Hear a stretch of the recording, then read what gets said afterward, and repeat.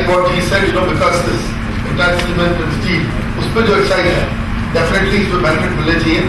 And I do agree that why, see, I have a little bit of an opinion difference here because feed-in tariff itself I am saying is not good.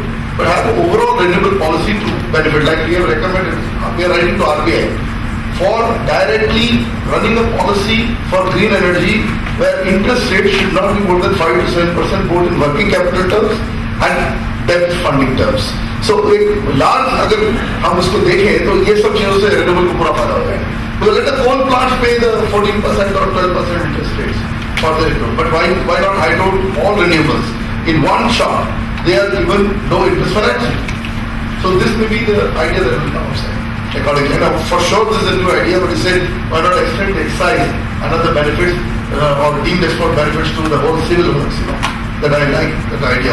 For a warning in case of hydro, the machinery part is only 15 to 20%, right, as compared to thermal 80%.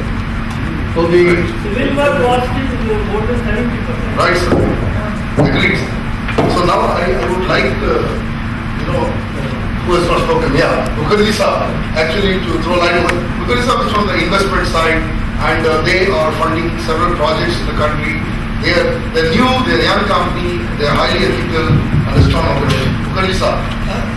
Thank you, Professor Iyer.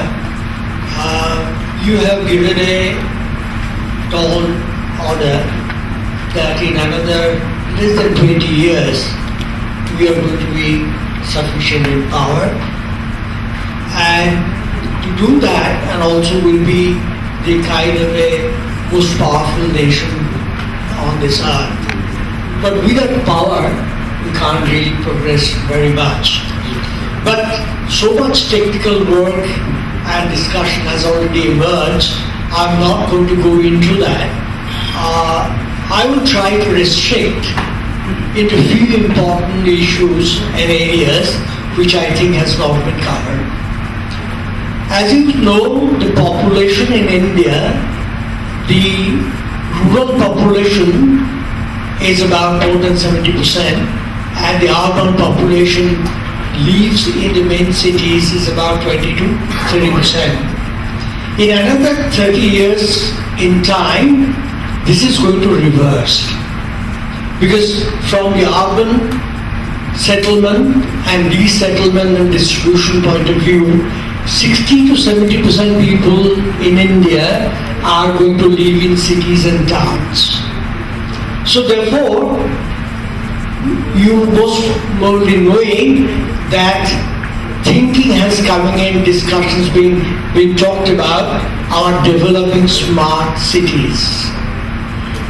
And these smart cities are going to be highly concentrated, and therefore all kind of a concept of modern technology and thinking are going to come in, and wherever we are going to be huge amount of savings in the power, in generation, distribution and the rest of it, compared to the small villages all over India.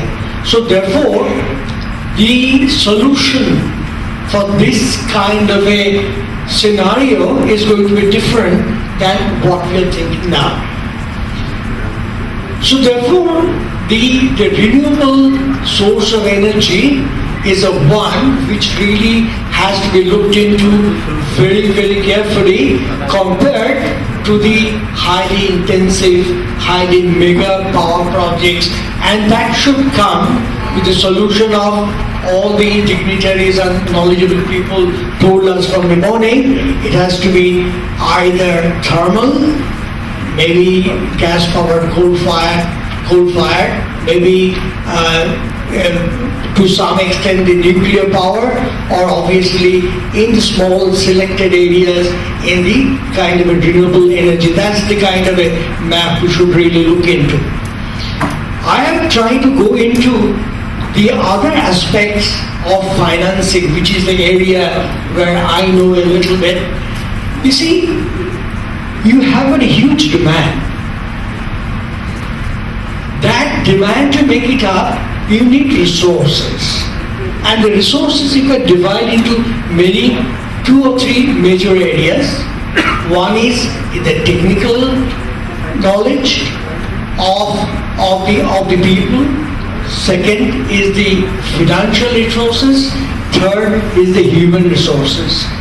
People here have talked about human resources, and I think it's a very, very important thing to look into, because it's no point trying to develop power plants, small or big, in the remote areas if we cannot maintain. And if you really have to do that, you have to have a socially responsive, localized group of people, those who be able to solve that problem, rather than calling somebody from Bombay to solve the problem 300 kilometers away. So this is another thing. Let's come into the financing side. You see, whatever the money, is no point trying to talk about the big figures, because big figures always, from my very young age, I am hearing every 5 years the target of power has been established. 5 years goes, nothing happens, another target comes in, nothing happens, another thing is coming. Because I tell you, I would like to share with the knowledgeable people here. In early 60s, I was working in London with one of the major power developing companies. Professor K. Rao in those days is to attract the young engineers, those who are working outside India, to come to India to develop hydropower.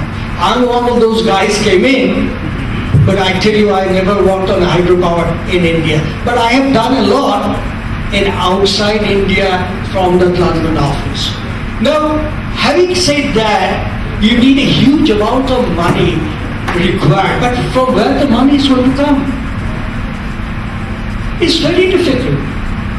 And even with all the projects, we might need about $1 trillion, which I can tell you from my other kind of areas of infrastructure development program and issues. 40%, if it comes from the government, we should be lucky enough. Because government has got no money. We can't raise the taxes. 10 years we have not increased the prices of the railways, and if the government is going in the right direction, you can see rail roco. Everywhere, this is the kind of attitude. We prefer to be the poor for another 100 years, rather than take the right decisions in the right time and do correct things, which is the right things to do. And I think these are the few points I had to share with you and all of you. Thank you very much indeed. Thank you, Ashok. Yeah, but I think long run, if you see a very long-term path, solar thermal is also way out. One of the things that I want to tell this forum is, it's not that this versus that. It is we need that basket, which Yogendra Prasadji rightly said in the beginning, that people must think of the mix. People must think of the scientific mix that needs to come, and so everything will be needed by this country. We can't say this versus that. So it is about what that mix is all about. So the discussion is about that direction of the mix and not one against the other. Each one of you, please request, because we need to finish this whole thing. Yes, starting with Mathur Sahib. I got 2-3 points to point out because a lot of things have been told about the hydro. One is the water requirement for each of us. See, I have mentioned today morning to Mr. Goenka that you and I require as per the international norms, 1800 cubic meter of water for satisfactory living per year. And then all the major countries, like we talk about USA, they have constructed all their hydro sites up to 1956. After that, there is no construction there. But we have started constructing in our country since 1947 onwards. And we have constructed about, Mr. Pandya will agree with me, more than 5,500 dams. And till date, we have constructed storage capacity in our country to the tune of about 250 or 255 billion cubic meter of water. And that tantamounts to less than 400 cubic meter of water per person per year. 124 cubic meter per day. Yeah, it must be a latest figure because I went to the website of CWC and this figure is only now it has gone down to 124 cubic meter per person per year, and ours is a tropical country. So, and 95% of the precipitation takes place in less than 100 days in a year. So until unless we go for storage hydro and next 15 to 20 years, until unless we go for another addition of about 150 billion cubic meter of water, not only in India but Nepal, Bhutan as well as Sikkim. Wherever the storage is possible, we have to do it. In fact, which has not been covered in contracting in construction of hydro. You see, almost all the hydro projects during survey and investigation stage with best intentions, so you can agree with me, we are able to generate about 15% of geological information during survey and investigation stage of a hydro project, which involves underground construction. But unfortunately, all the hydro project contracts are 95% one-sided. All the responsibility, yes. Sir, I think we must 1 minute, only 1 minute. Yes. All the responsibility is with the contractor, all the authority is with employer or developer. So variations in the construction of the hydro are not taken care of, and that's why cost increases, delays and everything. Only last point. I think what is the way forward to tell? Problems we know. Way forward is already going on for last 5 years.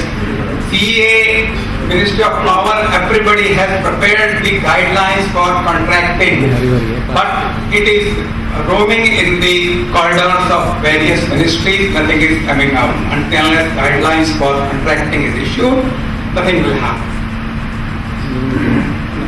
Last point is the local area development, because water is a state subject. Local area development, LADA.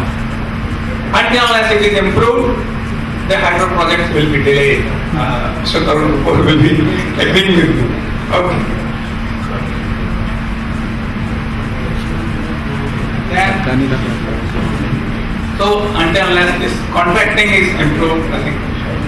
Okay, thank you. Sasa wants to just... Yes, because I have done the practical thing, and the committee which the government has made, that I'm telling you, they are just like a doctor not doing any practice, any reading. They don't know what is hydro, what is the cancer, and what is the contracting.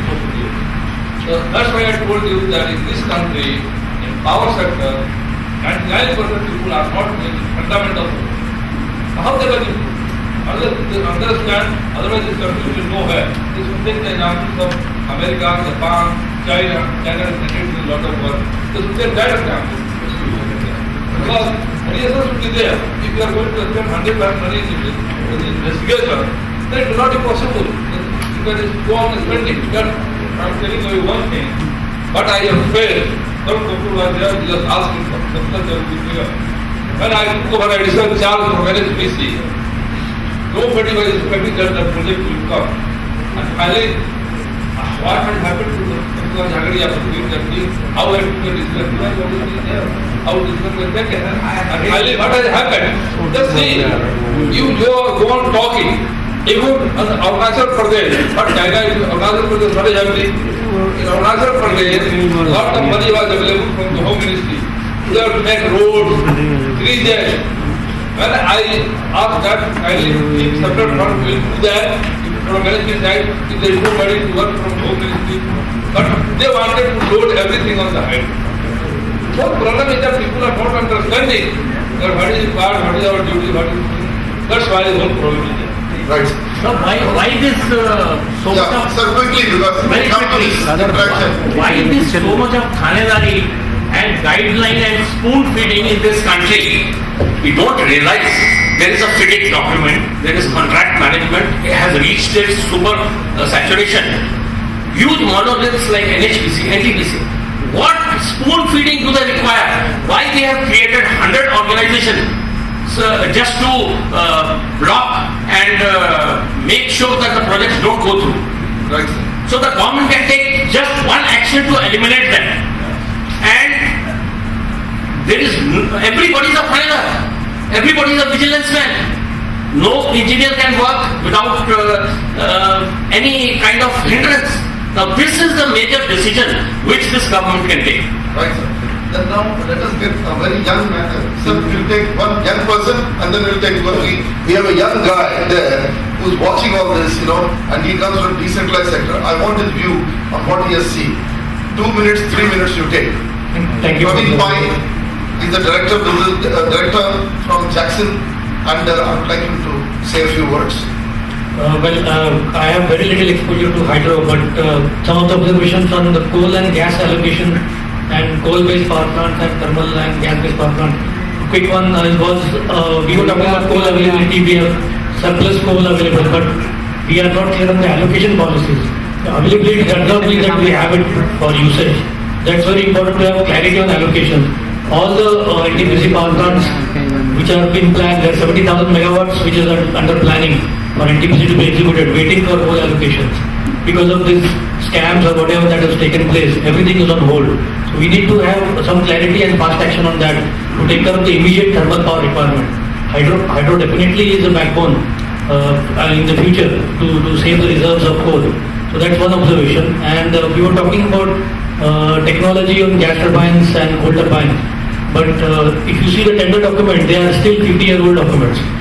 They give no weightage to any technology. They say everything is L1 basis. So what are we talking? If anybody has to spend millions of dollars doing R&D on technology, are we giving any preference for technology? Everybody and anybody is approved make, and then L1 basis they are awarded. And we are still running those power plants with 25-year-old technologies. The third point was That is why China is coming. The $70 billion worth of imports in the thermal power, this ultra mega thing, I think this should be revisited. Because there is no ultra mega. It is ultra mega help to China and its economy. The third and last point was on gas availability. We talked about a lot of reserves of gas being in India, more than what reserves we have on liquid fuel. But actually not many people would understand the 3 P's of gas exploration, basically proven, probable and possible reserves. So these 3 P's are very low as far as Indian gas availability is concerned, and that is why you would have seen GSPC made an announcement 5 years back, 6 years back, that 13 trillion cubic feet of gas discovered in the KG basin. Then DGH objected to it, and finally it was revised to 4 trillion, and now it is not even 1 trillion. The production is not even there for the last 7 years, and it's a huge loss to the state GSPC company. So we need to be very careful when we try to base our assumption that we have got a lot of reserves of gas, but that's not practically possible to get it from those ultra deep wells. That's all. Thank you very much. Great. Now, Kerala. Very quickly, actually, I want to bring in a perspective of requirement of power, because we just recently submitted from Broadband India Forum a 10-point agenda to our Honorable Prime Minister, and the subject is broadband for all by 2020.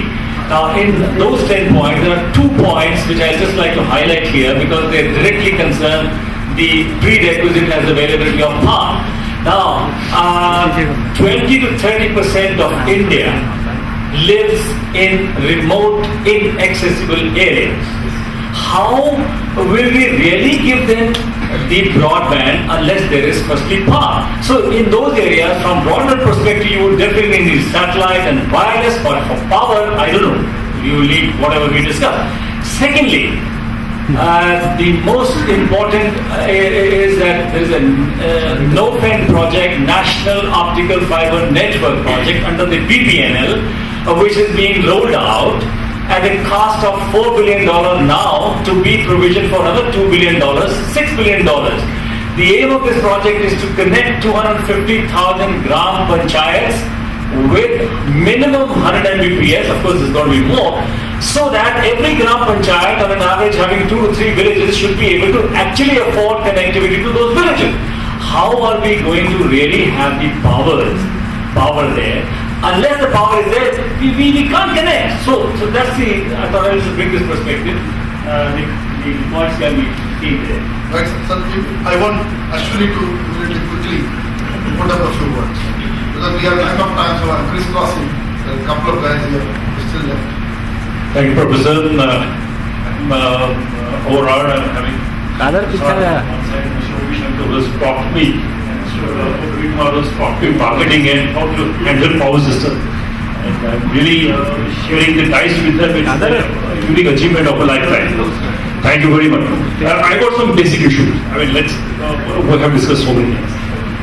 The country has installed capacity of 245 gigawatt.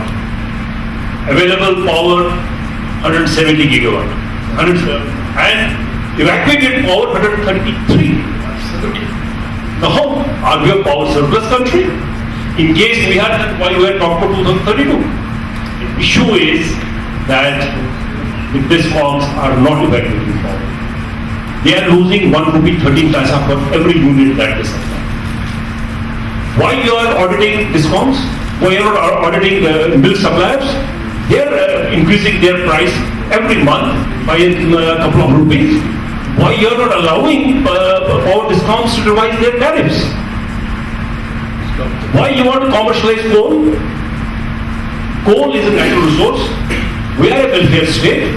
Tomorrow will these auditing agencies and this judicial activism start charging commercial rates for the water we drink? This is because Bisleri is costing 50 rupees a liter, so charge them at the same rate. We are a welfare state. You are taxing at the commercial aspects of our natural resources, and you don't want the DISCOMs to charge the normal operating costs. I mean, we had the earlier head of planning commission saying that we cannot give projects to private players because they make profit. Who is here for charity? I mean, all these things add up. Let's go to the coal stacks.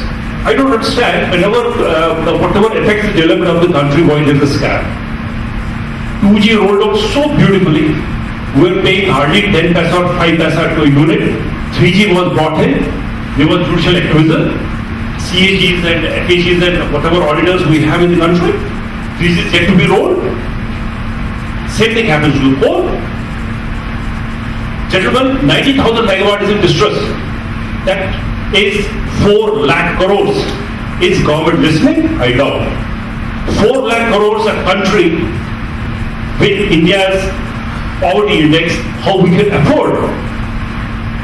And if you do an introspection of this 90,000 megawatt, you just see there was a deluge of private players, 2007, 8 and 9. We would make a joke in BHL that every panwala wants to set up a power plant. I mean, believe me, I was general manager marketing that time, and I would hide from these prospective players who were directed by the politicians. You go and get a quote from them, because with that quote they would get a quote block. Let's talk about hydro. I was at an event recently. You should have seen the pain with the hydro developers. 50,000 megawatt is in distress. 4 lakh crores. Out of 50,000 megawatt, 59,000 megawatt is because of the developers. We have been questioning NGOs. It's only 6,000 megawatt. That's held up because of the NGOs and social issues. Developers, how they have been given the projects, I don't want to go further to it. 11 years it takes to a project to set up hydropower plant, out of which 7 years go only for clearances.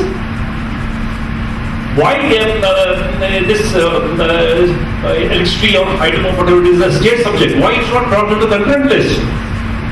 We have 29 states and 29 different laws that handle these. Waste to energy, disgusting. Because single experiment that Government of India did for public-private partnership in waste to energy in Gubi, that poor fellow was weeping in front of the Secretary of Urban Development. He said, sir, I'm having 379 litigations just because the government changed to Uttar Pradesh. What to talk of the money that has been sunk? There is no problem on the capacity, we have problem in capabilities. Whether it is 2032 or 2052 or 2000, unless the psyche of the people who rule, nothing is going to happen. We had all for all 2012, it was a vision. What happened in 2012? It is 2022 and now Professor Iyer is saying 2032. Everything is here. Why we cannot have over 245 gigawatt available and ready to be evacuated? Coal. Let's talk about the coal. 3% growth. I was recently involved in a PhD excellence. I was a part of the jury. So much venom is against Coal India Limited. I just wanted to select them for some parameters. They were all high and mighty of the Indian bureaucracy who were in the jury. They said, don't talk about Coal India Limited. They have sunk the country. Have they sunk the country or we have sunk Coal India Limited? Why we are not opening coal mining to private entrepreneurs? We are always adopting the private enterprise in this country. 40,000 megawatt was installed at the end of 10th plan and start of 11th plan, simply because the country had a vision that we want to have 1 lakh megawatt almost every 2 or 3 years. What's the problem? PHL for the last 3 years has not got a single order. And the orders that they are supplied, which were held back because of food stamps, they have almost 30,000 crores in deferred payments. L&T, Gammon, BGR, name them, they have all closed the shop. One company, they want to manufacture supercritical boilers, they are selling garments. Because we allowed $70 billion worth of Chinese imports into India. And I have got the data to support what he's saying. I got the RTA data. Renewable has all the private sector players. Now you are supporting private sector players. What do we do with that? See, fundamental thing is, first thing is, you said the same private sector. I'm a private sector man, but you said support the same private sector. But if all of those private sector are placing order on the Chinese equipment, who is an anti-national then in that case? Now let me tell you about Chinese. Now you must also answer this. Because they need equity out of that. No, if they need it, put them behind bars. 4 of them behind bars will solve the problem, I'm telling you. I will again share. No, this is totally blind support the private sector is not going to be like I was supporting private sector education, but I don't allow this private sector to talk about mining. There is a coal scam here. See, why did they screw up the whole coal case? There was scams. They definitely were scamsters. 45% of your coal blocks, I didn't want to talk about it, most of the coal area belongs to Naxalites today. It's not in governance today. What are we talking? Governance is an issue. You yourself said. Yeah, but this what is what the role support the private players? We must question what type of private players are here. You see, I'm sorry, I don't want to take names because there are some people here, but there are players who want there are businessmen in this country who are billionaires who want to sell you water, toothpaste, and all the perchudon on the planet, right? But they don't want to build projects, so you send the L&Ts to build projects. And now when they build projects, you see L&T cannot bribe anybody, so they will not be given the contract. All your airports were done as subcontractor by L&T. Exactly. And you know who are the contractors who make those projects. And the lovely airports. But see what they're only dalals for it. At the end of the day, minus GVK's airport, I don't want to give any marks to anybody. Fundamental thing is that the Indian public, in the form of a government entrepreneur or public entrepreneur, has to be involved in development. Let them be involved, but not these fly-by-night operators who take away, build their houses out of these projects. At least, I'm sorry. I think those guys, they take out all the money from a public. No, Professor Iyer, that is not correct. That is not correct. On the airports. Yeah. You see the financing of airports around the world. First, the private entrepreneur invests the money and then recovers from the public by your service charge. Exactly. Here, the money has been recovered from the public by way of a service charge to create a private asset. Absolutely right. So we should not just blanket give all these private players a clean check. Now that RTI, which I wrote, CA was not opening it up.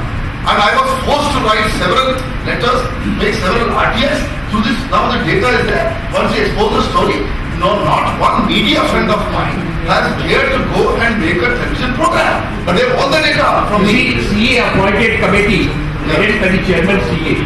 They went to China. 16 people were there appointed by Mr. Shinde. And when they came, they gave a report. That the Chinese equipment is comparable in quality, technology, process to BHA being produced. And that based on that, they gave the concessions on the custom duty and So everything. why not that minister goes to bars? He goes behind bars. And then like Raja. And wait, That is the question. Now I want to see whether this government. not a single developer, private developer, has placed the order on BHA. No, Mr. Or Shinde, anybody. will Mr. Shinde be arrested for See, Gautam Adani, all crore projects scam? $70 billion scam? And which killed 5 companies including BHA? And not a single Will he unit be of arrested China. for it tomorrow morning with a warrant be issued by a court? So Not a single unit of China has ever gone power and which Talk about renewable fast. It is good because Not a single report here. I went and told to the minister. no, I think sir, we should not push on the carpet. I just want all one simple issue. We have a joint secretary. We have a joint secretary here. See, I just want to share here that the normal Control the dice. Kindly. the normal thumb rule is that for every megawatt you look at an acre of land. Am I right, sir? So we have a 800 megawatt plant, 800 acres. 4,000 megawatt plant, 4,000 acres.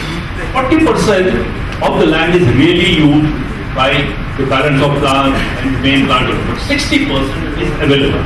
So can't we think of having solar parks in this available? At least let the auxiliary power come from that solar panel. And that was already discussed. आपने पहले भी बोला है. And having already 2%. 2% This is is some easily available. And second thing, on the waste to energy, on the biogas, the capital cost is so high. They were, 34% of the project cost of any of these biogas projects adds up only because of the interest cost and the payment.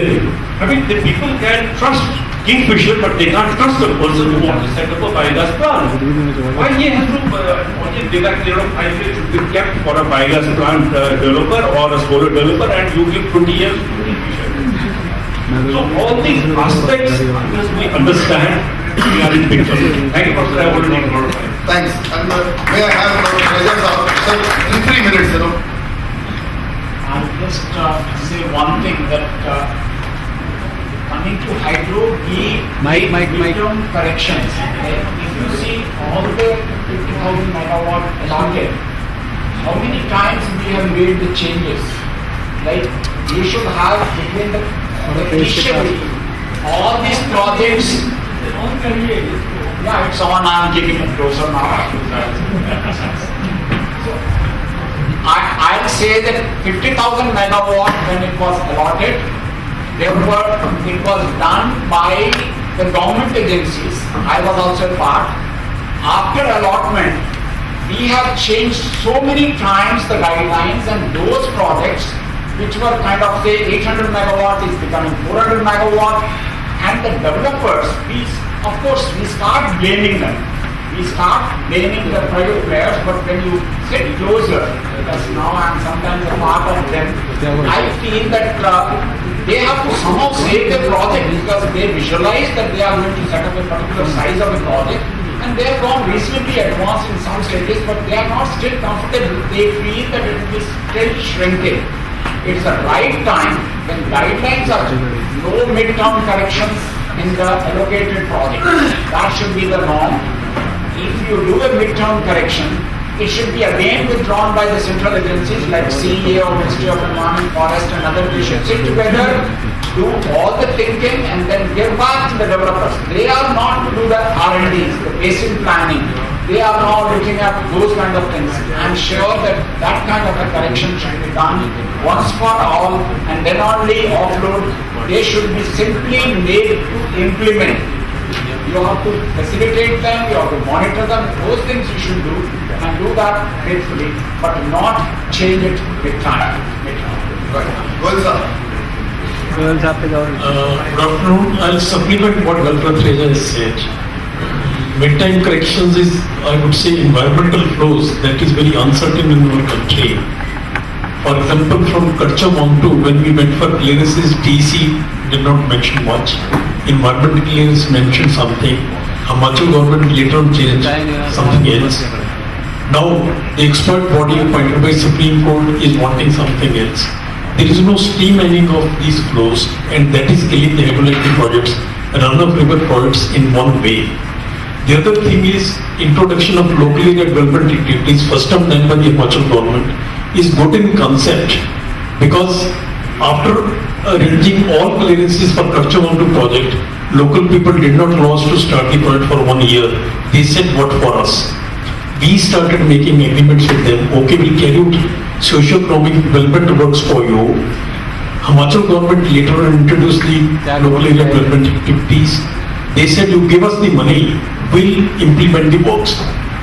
Now the developer is giving them the money, but the works are not coming up.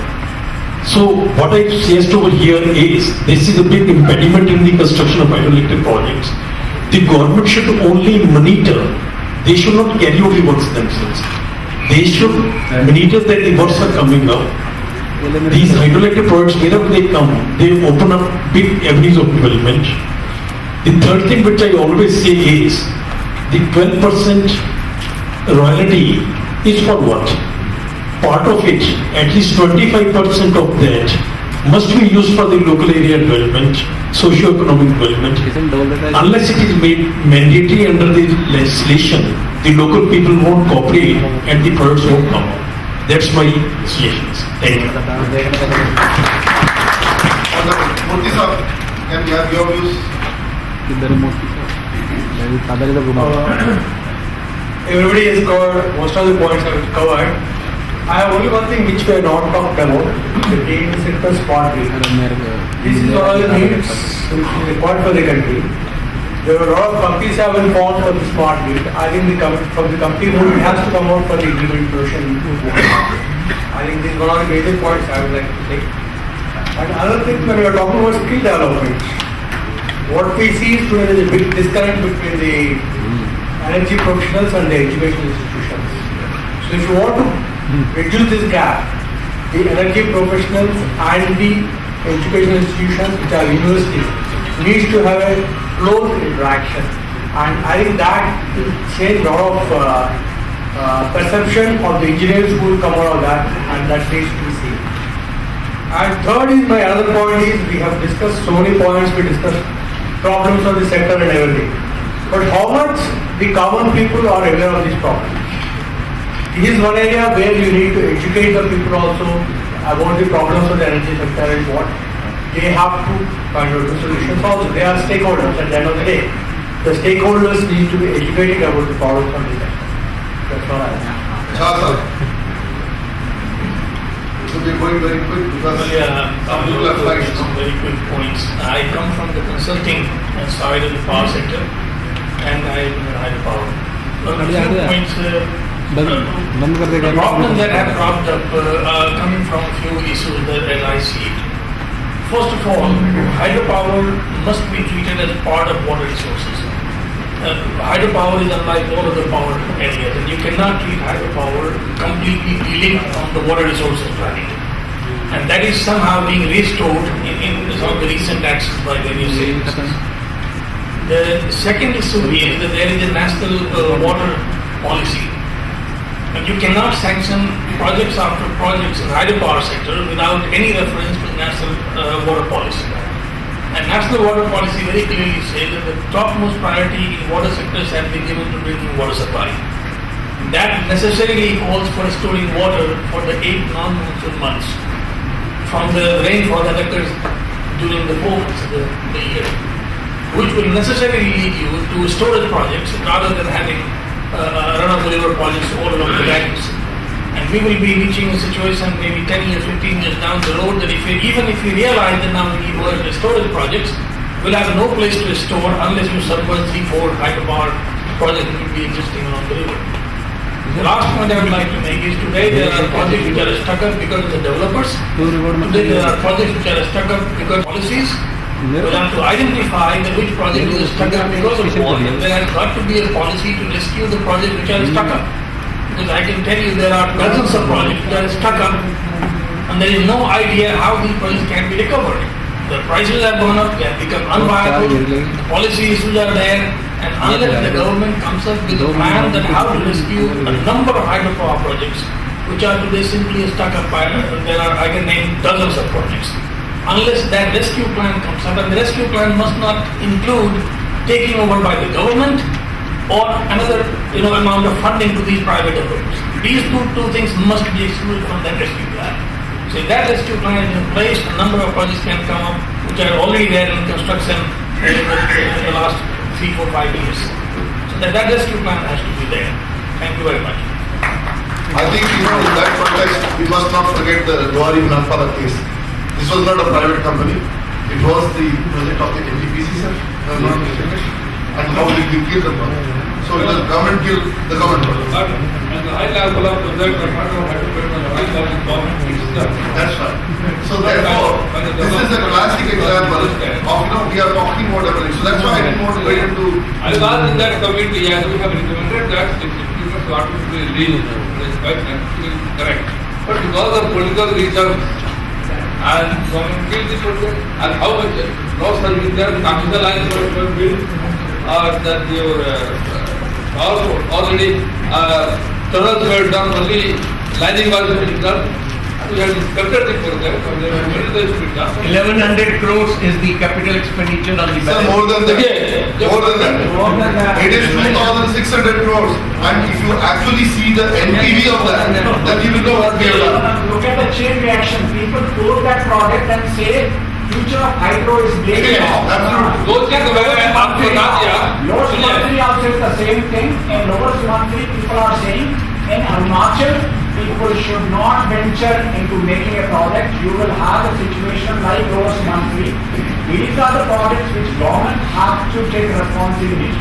Just see, एक minute में बताता हूँ आपको, not sir समझ लीजिए।